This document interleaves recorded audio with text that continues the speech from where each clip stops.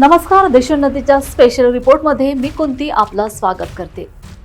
सध्या राष्ट्रीय आणि आंतरराष्ट्रीय पातळीवर अनेक घडामोडी सुरू असताना एक आनंदाचे समीकरण बघायला मिळेल यात शंकाच नाही। आपण बघतोय अनेक समस्यांनी जनसामान्यांच्या मनात कालवा सुरू असताना एक आनंदाची चाहूल आपल्या पुढ्यात असणार आहे। परराष्ट्र मंत्री एस जयशंकर हे ब्रिटन आणि आयर्लंडच्या 6 दिवसांच्या दौऱ्यावर आहेत।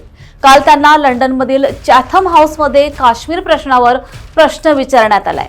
यावर त्यांनी दिलेल्या उत्तराने भुवया उंचावल्या असून सध्या सर्वत्र याच विधानाची चर्चा रंगली आहे। भारताचे परराष्ट्र मंत्री एस जयशंकर हे सध्या 6 दिवसांच्या ब्रिटन आणि आयर्लंड दौऱ्यावर आहेत। येथे ते अनेक नेत्यांच्या भेटीगाठी घेत असून काही कार्यक्रमांमध्ये सहभागी होत आहेत। काल लंडनमधील एका कार्यक्रमात काश्मीरबाबत विचारलेल्या प्रश्नाला उत्तर देताना त्यांनी भारताची संपूर्ण योजना सांगितली। ही योजना ऐकून पाकिस्तानचा जळफळाट तर नक्की होणार, कारण पाकव्याप्त काश्मीर परत घेतल्याने काश्मीर प्रश्न पूर्णपणे सोडवला जाईल असे ते म्हणाले। काय आहे जयशंकर यांचा प्लान तोही आपण बघूया। काश्मीर प्रश्नावर परराष्ट्र मंत्री डॉक्टर एस जयशंकर यांनी त्यांचा प्लान सांगितलाय। ते म्हणाले की काश्मीरमध्ये आम्ही बहुतेक समस्या सोडवण्यामध्ये चांगले काम केले आहे।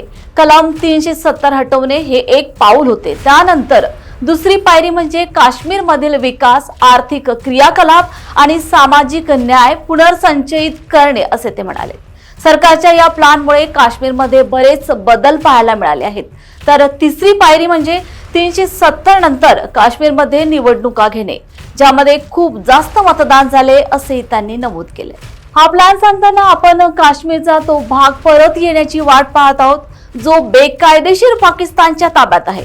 तो हिस्सा भारताकडे परत येताच जम्मू काश्मीरमध्ये पूर्णपणे शांतता स्थापित होईल असे मोठे विधान परराष्ट्र मंत्री एस जयशंकर यांनी केलंय। आता हे धोरण तर भारताने हाती घेतलंय, पण यात कितपत यश प्राप्त होतं हे बघणं आता महत्त्वाचं ठरणार आहे।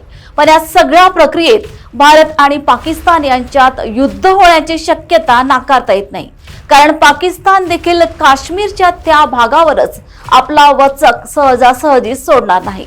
तुम्हाला काय वाटतं, युद्ध होईल की विना युद्ध तो भाग आपल्यात सामावून घेण्यामध्ये भारत यशस्वी होईल?